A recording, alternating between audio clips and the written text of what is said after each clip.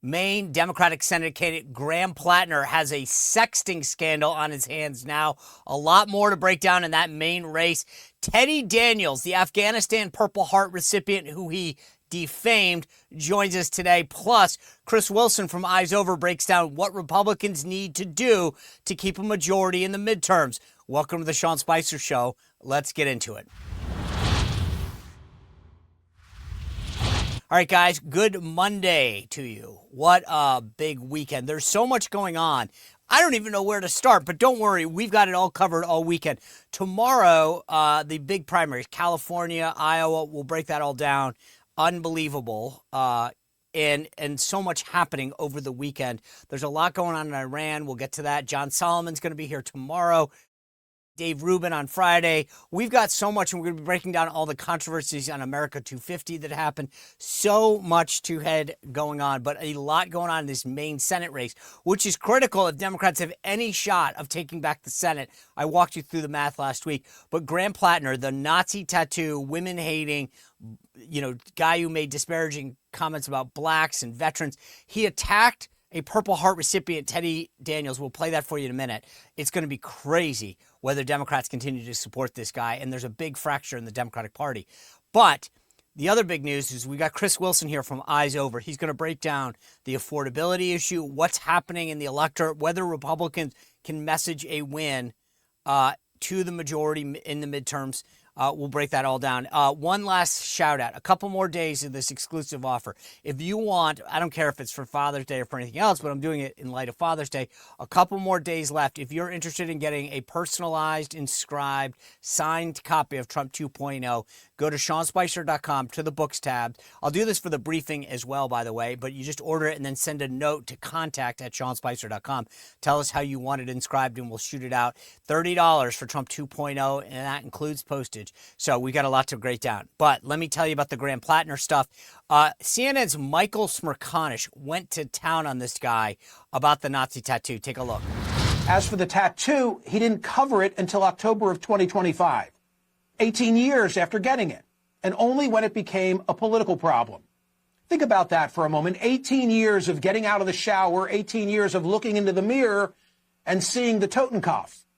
That's not a drunken mistake in Croatia. That's a daily choice, sustained for nearly 2 decades. Okay. That tells you when you lose Michael Smerconish in CNN, you've got a problem.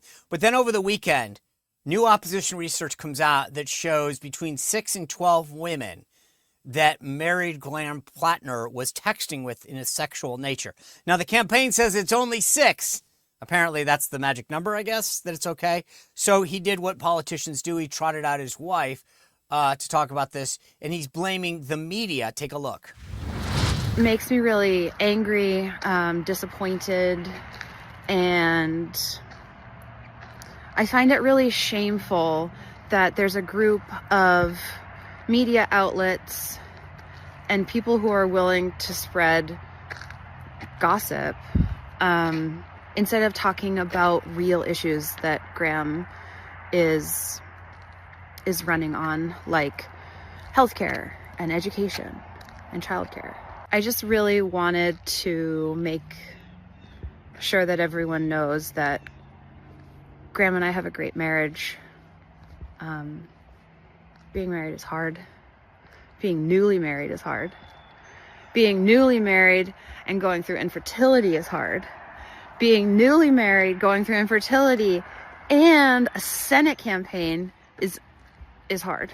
I don't even know if I have the right words to describe what we've been going through, but our marriage counselor helps. My personal counselor helps. Graham's personal counselor helps. And we work on our mental health every day. No marriage is perfect, and I don't want a perfect marriage. I want my marriage. All right, you get the drift here. The bottom line is this guy's a scumbag. And here's what really did it, and I can't believe it, is that he goes out and besmirches this Purple Heart recipient, Teddy Daniels, who served in Afghanistan, took shrapnel, and said that he didn't deserve to live, that he deserved to die. Teddy has a young son. I want to play you this video. This is Teddy Daniels in Afghanistan. It has been viewed probably 50 plus million times, this video, making it one of the most watched videos of combat ever. Take a look. Go!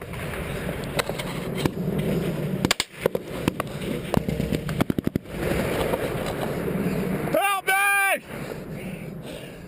I'm hit! All right. You get the drift here. The bottom line is this is a guy who served our country, honorably and gets besmirched and says nothing about his service or how he performed his duties, but he deserved to die. And Teddy Daniels has a lot to say on this. We've got an exclusive interview with him about his potential future in this race. And then, as I said, I want to bring in Chris Wilson. Before that, I want to bring in Afghanistan veteran Teddy Daniels. Take a listen to him. Teddy Daniels, welcome to the show. You sort of have taken on some newfound fame these days, haven't you? Yes and no. Little unwanted, but wasn't expecting to be thrown into this fight. Speaking of fight, the video of your actions in Afghanistan have now reached 47 million views. 47 million. I don't think I've ever seen a video, that jumps to mind that's gotten 47 million views.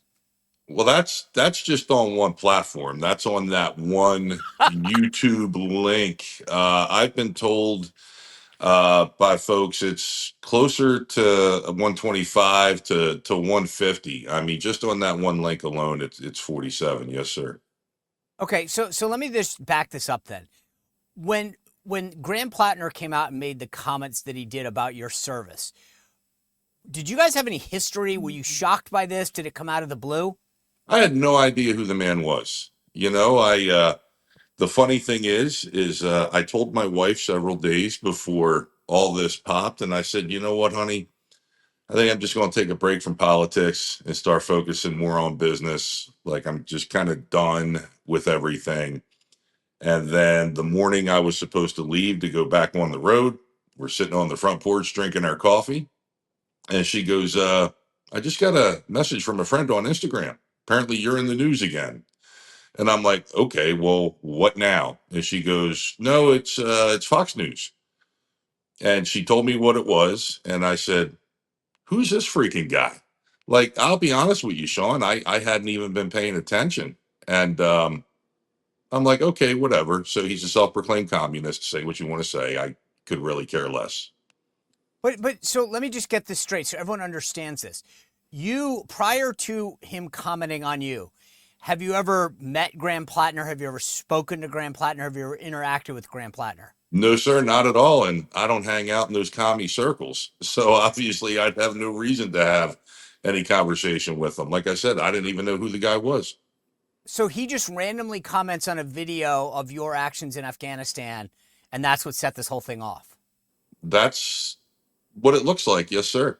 Don't you find that odd? I honest to God, I of all of the people that have done things, going after somebody who took fire in Afghanistan isn't exactly the kind of person that I would wish anything negative upon. Well, sir, he also went after, Chris Kyle, made statements about him. Senator Tom Cotton's also a veteran. He said he wanted to beat up Senator Tom Cotton. I don't understand the online kind of chest thumping from this guy. And then when I found out who he was and kind of what he stands for, I'm like, okay, it makes total sense because this is the type of people who do stuff like that. It was actually the Chris Kyle comments that really upset me. Chris Kyle's not here to defend himself. He's got kids. I've got kids. And it's like, no, this is uncalled for. And I don't want you to. I don't want you to speculate, Teddy, but don't you think it's weird? Chris Kyle, obviously very heroic actions. I think he's still got the most number of kills. I just wonder what drives somebody to make comments about people who have taken such heroic actions in combat. I think it's people who feel that maybe they had certain expectations in their service and they never reached or attained what they thought they wanted to. So they come after other veterans, and I'll tell you what, Sean, like this is an issue in the veteran community. I believe Rob O'Neill even touched on it. Um, if you do something in the military and wanted or unwanted, you get any type of attention, there's a group out there that just like they try to dismantle everything. And I think that's what he tried to do to Chris Kyle, and that's what he tried to do to me. And Rob O'Neill summed it up as jealousy within the community. One of the comments that I thought was particularly interesting that I've heard you give isn't so much directed at Graham Platner, but the elected officials who are embracing him. You know what? It's disgusting. It's disgusting, Sean. I have a little boy who turns 9 in 2 days, and that stuff is out there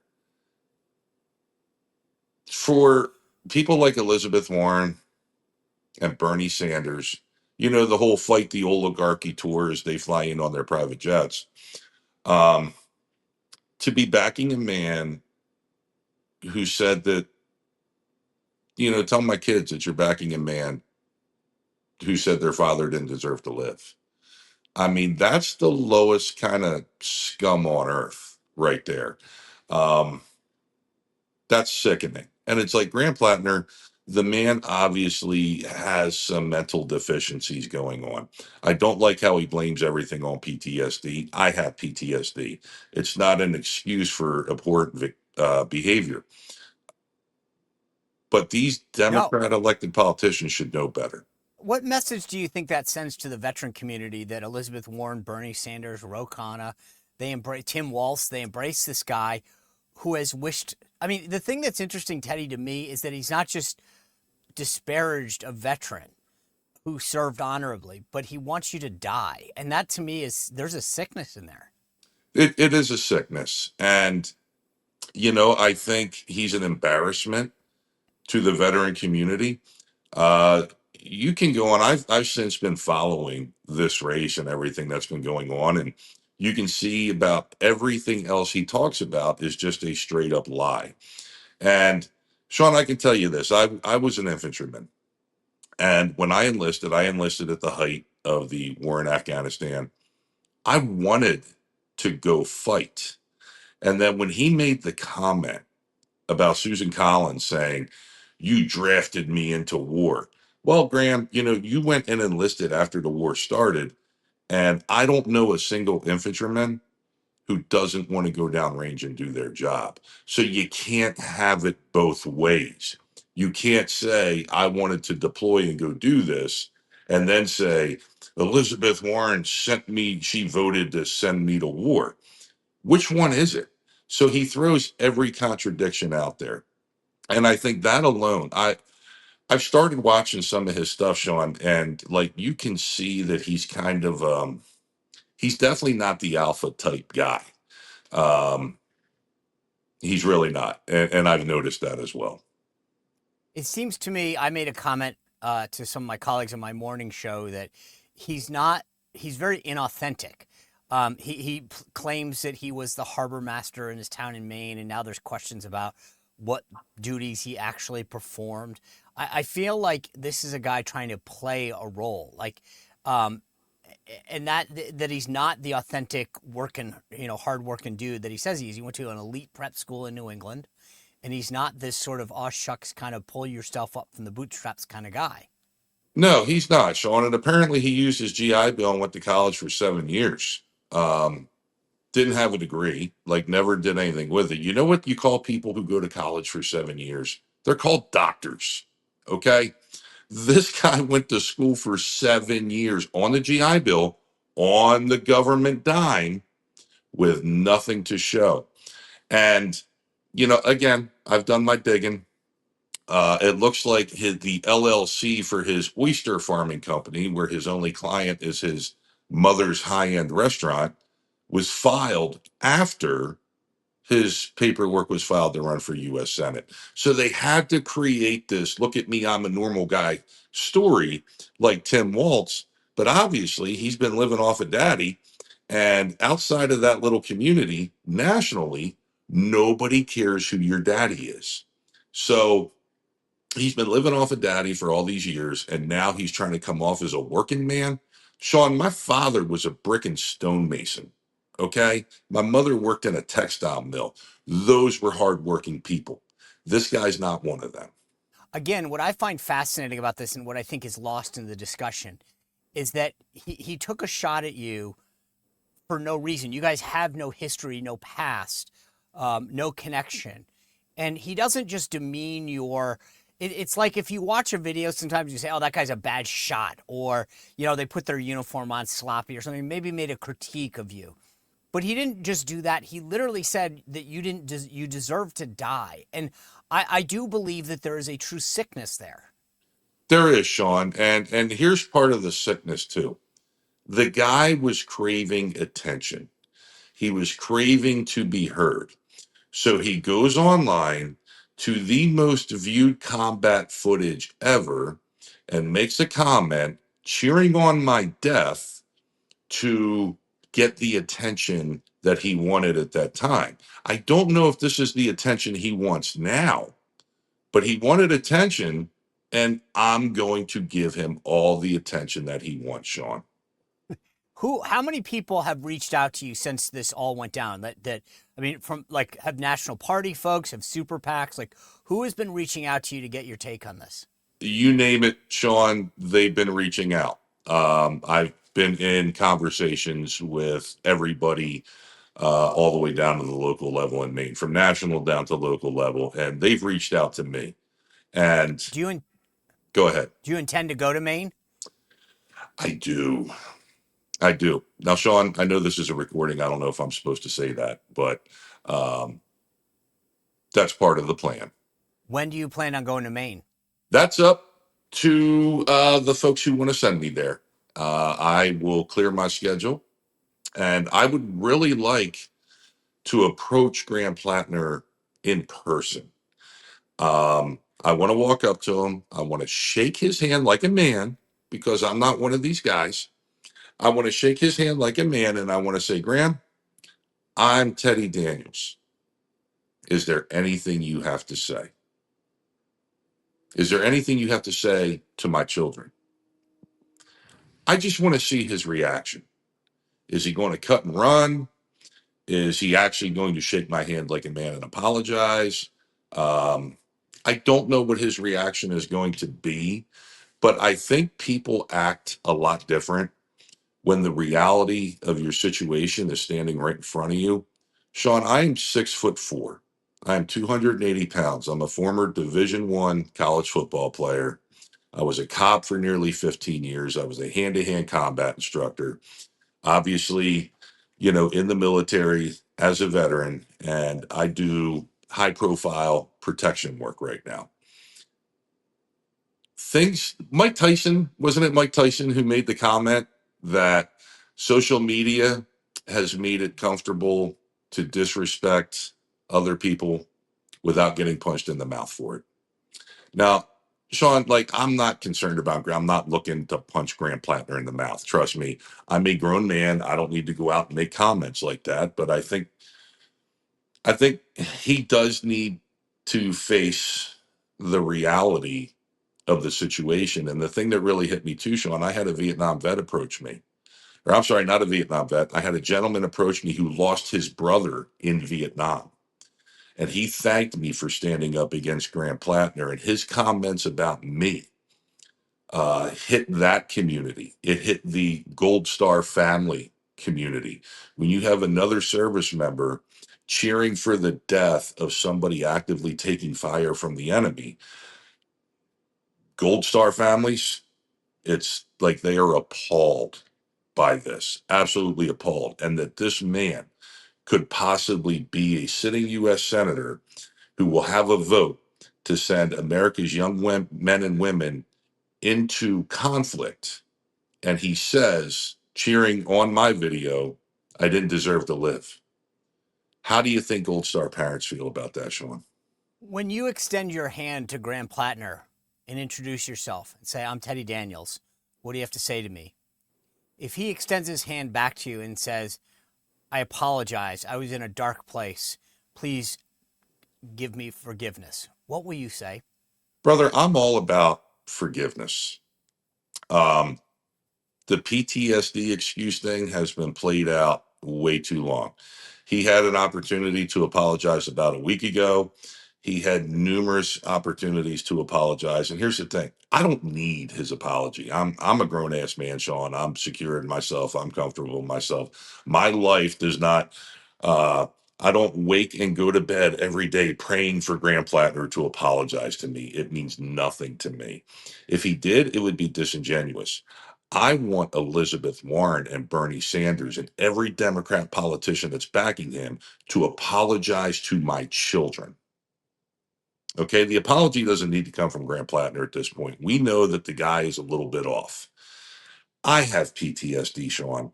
I do not rely on that as a crutch for decisions, bad decisions that I've made in the past in life. That is not a crutch. Being a man is about being responsible and accountable for your actions. And even the other day, he sends his wife out to defend him.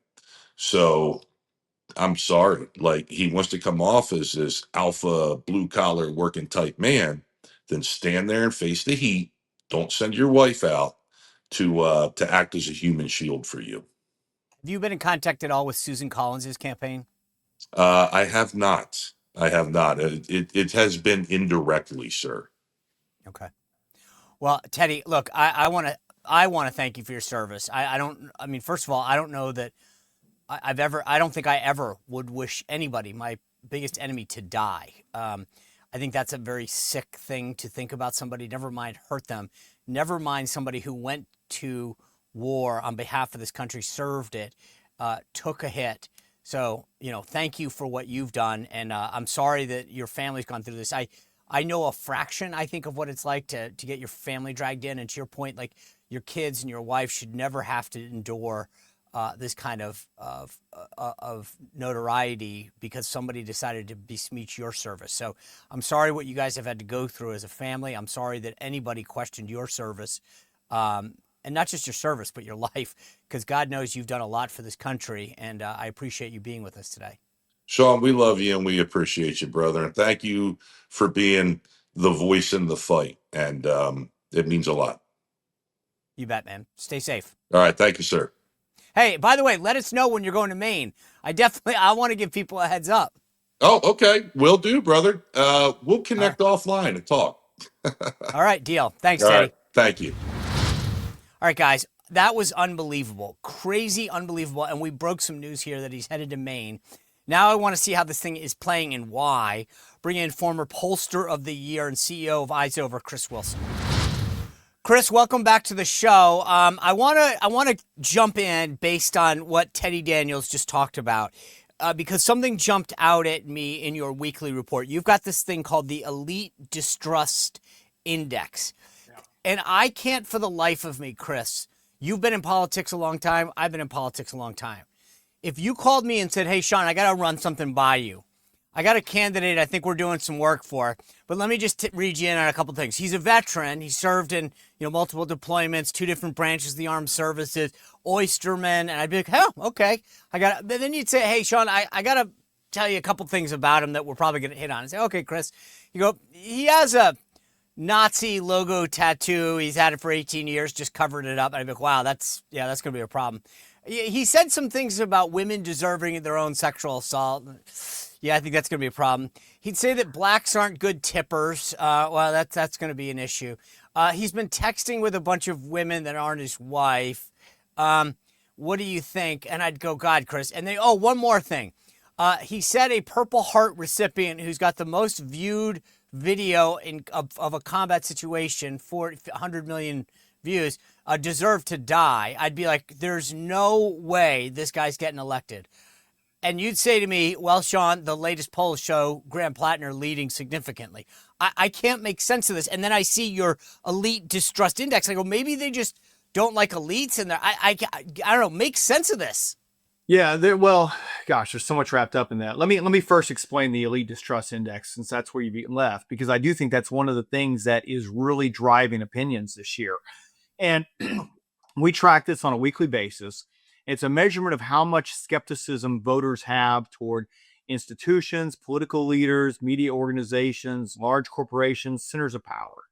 And so this week, that index actually increased. And that's important because distrust has become one of the strongest forces shaping American politics. This ties right back into Platner. So whether we're talking about Donald Trump, Bernie Sanders, RFK Jr., or populist movements around the world, we just saw this happen over the weekend of the Columbia elections, voters increasingly reward candidates who challenge institutions and punish those they perceive as defending those institutions. And so if you want to understand modern politics, follow trust, or more specifically, follow distrust.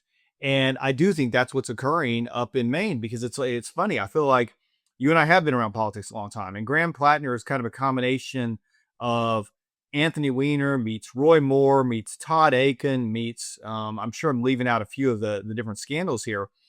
And what's fascinating about Maine and Platner is it's proving something we're seeing nationally is voters are increasingly separating personal controversy from economic frustration. And the traditional political rule was that scandals automatically sink candidates. Every one of those names I just went through, as you know, they didn't last a couple of weeks after the scandal happened. Well, I guess Roy Moore wrote it out, but it cost us a Senate seat, a Republican Senate seat in Alabama. And so what we're seeing instead is voters asking a very different question, which is, well, I don't care about all that. Who's fighting for people like me? And so Plattner's appeal isn't coming from Democrat establishment. It's coming from a populist, anti-establishment Maine. As you said, he's a veteran. He's an oyster man, which I understand for people in Maine isn't even a real thing, but whatever, give it to him. He's positioned himself as an outsider taking on institutions. And that message is resonating with portions of the electorate, despite the series of personal controversies that we keep seeing occurring that would have politically been devastating a decade ago. And so what we're seeing from a narrative standpoint is the Maine race is being driven less by personality and more by affordability. And like I said, distrust of institutions, anti-establishment sentiment. And those are the same pressure points that we're seeing nationally. And when voters feel economically squeezed, they're often willing to overlook flaws that they wouldn't tolerate if they believe the candidate wouldn't otherwise tolerate if they didn't believe the candidate understood their frustrations. I mean, I feel like we turned a page last year in Virginia. Jay Jones, now the Attorney General of Virginia, saying, I want to kill my political opponent and his kids. And I thought to myself, there's no way this guy's done. And he gets elected. And now you see this with Graham Platner. So here's the question for you. If the Collins campaign called up and said, or the National Republican Senatorial Committee, and said, Chris Wilson, you guys at Eyes oversee all this voter sentiment. You know where people are. Should we stick with these attacks? Should we keep highlighting his personal vulnerabilities? Or is this a non-starter? I mean, I would have 5 minutes ago said that we got this guy dead to rights. Let's just jam him. But it seems to me with what you're saying is voters right now, from what you guys are reading, are more interested in, he did all this bad stuff, but is he willing to fight for me? Yeah, that's exactly right. So to answer the question, if I was advising Collins or the NRSC or anything like that, I'd recommend a few priorities. The first one is you got to run against Washington. And right now, I think if you're seen as running for Washington, then you're in a difficult situation. It used to be that a John Cornyn, for example, could have said, look at all these great things I've done for the state of Texas. And now that actually ends up hurting you. And so I think Collins needs to position herself as an independent Mainer who happens to work in Washington. And the campaign should emphasize fights she's had with both parties. And to some extent, they're doing that, but I think they've got to do more of that and make it less about her being in Washington. Second is own affordability. And I would say that to every campaign, Republican campaign nationally. How am I helping Mainers or Texans or Californians, come with a primary coming up on Tuesday, afford groceries, housing, heating oil, insurance, energy. And it's not how am I helping the economy. I feel like Republicans spend too much time talking about economic indexes and interest rates and things like that. And voters experience prices, not GDP. The third thing is you lean into a Maine identity. And that's where Platner's strength is. It's that outsider energy. And Collins' counter, I think, is her main credibility. She should make every single issue on the campaign about Maine versus Washington. She's on the side of Maine.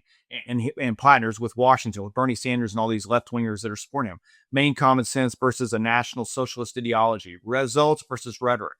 I think fourth, avoid defending institutions. To me, this is where many establishment Republicans get in trouble. And by establishment, I don't mean that in a pejorative sense. I just mean that they're an elected official. And to go back to where I started, the elite distrust index is rising because voters increasingly distrust Congress, federal agencies, legacy media, political elites, and large institutions in general. And so Collins should never appear to be defending the institution.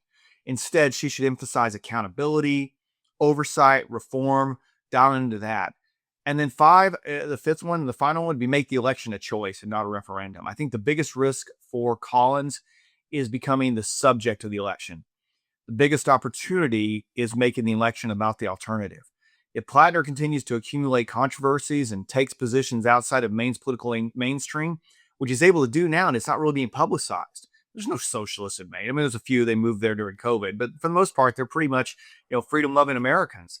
And Collins should constantly frame this race as, you may not agree with me on everything, but I deliver results, I provide stability, and I represent the state of Maine. And I think those are the key things that right now she does that. And to be, as you and I were talking, as you know, I checked eyes over and looked at the race, and I feel like she's doing a lot of those things really well. So some of that I kind of steal from what she's already doing. A few of those I think she could probably tighten it up a little bit. In that list of five, you didn't say Teddy Daniels once. I mean, so is that answering my question, which is she shouldn't be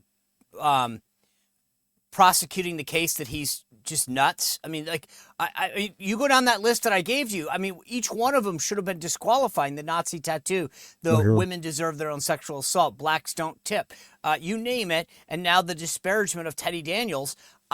I don't understand. Like, again, at the end of the day, I trust the data, meaning if that's not going to move it. But I just want to, before we move on, is that your assessment that in this particular race, at this particular time in our politics, going after Graham Platner on his personal vulnerabilities is not the most effective thing? Yeah, it is effective. It's not most effective. If you're asking me, I'm a data guy, so how would I split? I'd go 70% Collins, 30% Platner. And the thing about what Eyes Over data is telling us is that affordability and elite distrust are the dominant drivers. And Collins wins by aligning herself with those concerns first. And I think the danger for every incumbent in 2026 is that they often try and make the race entirely about the challenger because they don't like the underlying environment. And so if you think about it this way, Eyes Over shows that voters are asking, and these are literally terms that are coming up. And I'm not talking about hardcore partisans on either side, but we're able to pull out the conversations going on between what I classify as the middle, the swing voters, if they still exist. And they're asking, why is everything so expensive? Who's looking out for me? Who can I trust? Is the system actually working, or is it hurting me? And they didn't wake up every morning asking, what did Graham Platner do yesterday? If Collins spends all her time attacking Platner, she's fighting the conversation voters aren't already having. And, that's never a recipe for success. I think what's fascinating about and I love the way you guys approach this, because there are things that I feel very strongly about that the data will suggest aren't as effective. And you need to sometimes go where the data tells you, not where your head wants you to go. And this is why this is great. But look, gas prices have now dropped 16 cents over the past week. The AAA folks had them at $4.39 on average heading into the weekend. The latest Eyes Over affordability pressure index is at 33% and says conditions might be stabilizing. The president's working on a deal with Iran. I know today we've seen the strait is closed, the strait is open. I mean, give me the lay of the land. Like, I mean, seriously, like right when I wrote the question, I got a breaking news that Iran says we're not, give me a sense of what does the public feel right now? Is it stabilizing? Is it where do we need to know what do we need to know about affordability? Yeah, well, it's the biggest pressure point. It remains affordability. And you're right that you do see, if you look at AAA numbers, you'll be like, all right, well, gas prices are coming down. But as I said earlier, GDP isn't how people make financial decisions. And gas prices, it still feels like people are being squeezed at the pump. And so voters continue to feel impacted by costs, even though inflation has moderated. And You got security concerns, which we also track, have declined modestly this week. Voters are feeling slightly less immediate urgency around border and national threats. And so that's where we got into where we started earlier, which is the institutional trust and the elites, and distrust of institutions, elites have increased again. And that's important because distrust is really becoming one of the defining forces in American politics, and it affects everything from elections to policy debates. And I do think, to go back to the examples I was making in Maine, if we are addressing it on an individual basis, and if the electorate is understanding, or if the elected officials, particularly in this case Republicans running for re-election, understand where their electorate is on these, you can very easily target them. I was specific about Maine, but I watched in Texas where we saw grassroots engagement, anti-establishment energy, election integrity discussions. All those came back to bite John Cornyn, and that's where Cornyn became a subject of the institution of the things that people were distrusting. He almost became a representative of that by the time the campaign was over, or by his campaign's over. So let me go into our role-playing exercise again for a second. Richard Hudson, the chairman of the National Republican Congressional Committee that oversees these races, gives you a call today and says, all right, Chris, I see the affordability index looks like it's stabilizing. What advice should I give Republican House members who are running for re-election to talk about what advice can we give them about how to message the issue of affordability, gasoline, whatever, knowing everything that you just laid out? Well, here's the first thing I do is say there's no panacea. And I think that's the challenge that exists, is because there are such different districts out there that have to be defended. But if you look at Eyes Over, the snapshot is actually pretty clear on this. The strongest narratives are affordability, institutional elite distrust, immigration and sovereignty, and the public safety and stability. And affordability is still the most important. It's got to be the centerpiece, not inflation, not GDP, not economic statistics, which we tend to talk in as Republicans, but affordability. You got to think in terms of groceries, gas, rent, housing, insurance, not just health insurance, but one of the things I see pop up in even survey verbatims a lot is like my homeowner's insurance, my renter's insurance. So when Washington talks about economic indicators, and I feel like we as Republicans do it too much, and what I want to see my clients care about is, or talk about, is showing they care whether or not you can afford to raise a family. And Republicans in competitive districts should constantly tie votes and policy positions back to household budgets. That is absolutely key. And then the government accountability aspect of this, I think, is so important. The elite distrust index is one of the most powerful forces in politics today. Voters increasingly distrust Washington bureaucracies, media, political elites, special interests. So the winning frame is not trust us. The winning frame is I hold them accountable. Every oversight hearing, every investigation, every wasteful spending example, every agency failure, every Leering Center example, all of those stories feed directly into what voters are already feeling. And it's really important that Republicans address those. But I think only after affordability. And Sean, what I'm seeing is Democrats are really being smart this year. In that, think about the way districts have been redrawn. And we've always had this attitude, okay, we're going to lose the urban area. We fight over the suburban areas and we're going to win the rural areas. And what I see Democrats doing is going into the rural areas with this messaging that's turning up. And it's like, we've always gotten, we can go see what the TV buy is. But the digital buys have always been under the radar. We don't know what's going on. And I'm catching in Eyes Over that you have Democrats going into rural areas. And I see this in Iowa directly, where it's popping up a lot, and running digital ads saying, Congressman, Congresswoman is closing your hospital. And it's all digital. It's all driven to the rural area. And so they're trying to make us go fight on our home flank while they protect, and they're able to protect or will run up the score in the suburban areas. I don't know if it'll be successful yet because, again, we've identified it, but it's the kind of thing that you would never know from just polling. And it's the power of being able to monitor online conversations, and what we're doing here through Eyes Over to make sure that we don't let Republicans be caught by the sort of tactics the Democrats are doing that try and run under the radar, and that the media protects for them. I've always said that races come down to two things: your personal economic well-being, like how do you think life is going for you, which you're touching on the affordability issue, and then sort of your personal safety and security. And we've now got to a situation where we do have a closed border. Statistics show that crime in every major city way down across the country. And it seems to be, at least from what I read in your data, positively reflected. Have we caught the car?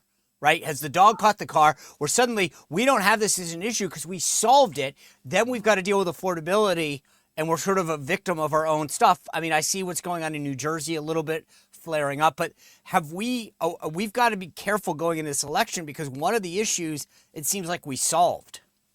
Yeah, it's a great question, and I think from an overall perspective of, it's difficult to talk about it from a national perspective because there are such different races, whether you're running in Arizona versus Virginia versus Florida versus New York.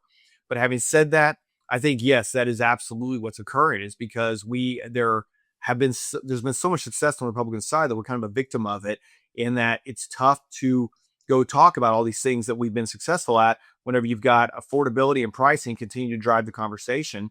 And even at that, to some extent, we're a victim of what happened under the Biden administration. So it puts Republicans at a bit of a disadvantage. And look, we're always at a disadvantage going into a off election year when we're the party in power. But having said that, I actually am more optimistic than I think most Republican pundits are, because again, I'm seeing the data in real time, and I do feel good about the movement. I'm able to see the attitudes move on a daily basis instead of weekly or monthly as polls are done. I mean, the one thing that Republicans have, I say that there's three things. They've got money, they did some redistricting, and then people think Democrats suck right now. I mean, is that seems to be what's saving Republicans this cycle? It absolutely is, as long as we can make it about that. And Right. whenever it gets down to individual stories or individual issues with specific candidates, that's where we have problems. And we'll begin to see how that plays itself out, because really in California is the first place where we've got Republicans and Democrats running together. And I know it's a bit of a unique situation because it's such a Democrat state, a liberal state, but they're all running in a top two ballot situation, and it's going to be a fascinating microcosm of what we can expect to see in November in terms of where's turnout on both sides, where is what happens with Pratt, what happens with Hilton, what happens with across all these different races, and what is the Republican turnout? Are they a little more motivated than maybe we would expect them to be in an off-year election? Yeah, I want to ask you about that because tomorrow is primary day. California, a lot of eyes on both the mayor's race there with Spencer Pratt, and then whether a Republican or two makes the runoff. The one thing that I don't mean to be a Debbie Downer about this, but I feel like once it becomes a mano-a-mano race in both situations, LA, huge black population, in the general election, which is not good if you're the Republican. And then I think one-on-one statewide, unless Republicans pulled a miracle off and we got both candidates, is there something I'm missing that you guys are catching in California? Well, let me reserve the right to respond after tomorrow. But I do believe under the right conditions that a Republican can win in California. I think Gavin Newsom and Karen Bass have created those conditions. But the key thing is, Sean, it's not by running a traditional Republican campaign. And the same forces helping Republicans nationally exist in California, just the coalition's different. The voter frustrations, though, are remarkably similar. So you've got affordability in California. Voters live with high housing costs, assuming they can even rebuild their house and didn't burn down, high insurance costs, high energy costs, high gasoline costs, high taxes. And I think a Republican who makes the race, and I think Steve Hilton's tried to do this, can your kids afford to stay in California, is far more dangerous than a Republican who makes the race about ideology. And, that's exactly the kind of campaign and the kind of candidate that Glenn Youngkin was in Virginia. And I think if Hilton's able to run a Youngkin-style campaign, even some local California Republicans have broken through with that type of message. And then running against Sacramento, too. I think that's a key thing because there's no way that a Democrat can disown what's going on in Sacramento because it's a supermajority. It's a Democrat governor who has bragged about all the things that they're doing. And, the voters who live there love California, but they don't love Sacramento. And the message should be California is still the greatest state in America. The problem is just the people running it. So let's switch it up. and then take advantage of that elite distrust that I keep coming back to. I feel like that's a big deal, and it is a huge issue in California. It's not just a conservative phenomenon. A surprising number of independents, Latinos, Asians, African Americans, and even younger voters distrust politicians, bureaucracy, media, and large institution. And I think a successful Republican who frames himself as a reformer rather than ideologue can win those over. Okay. Chris Wilson, Eyes Over, as always, thank you for giving us the insight. Look forward to checking back in with you, especially after this California primary tomorrow. Yeah, sounds good. Thanks, Sean. You bet. All right, thanks for being with us to kick off the week. Tomorrow, John Solomon's going to be here later in the week. Dave Rubin. We got some special guests already lined up for next week that I'll get to later. Thanks for kicking off your week for us. Remember, if you want a copy of Trump 2.0 signed, go to SeanSpicer.com, hit that books tab, and we'll get it out to you before Father's Day. We'll see you back here tomorrow on The Sean Spicer Show.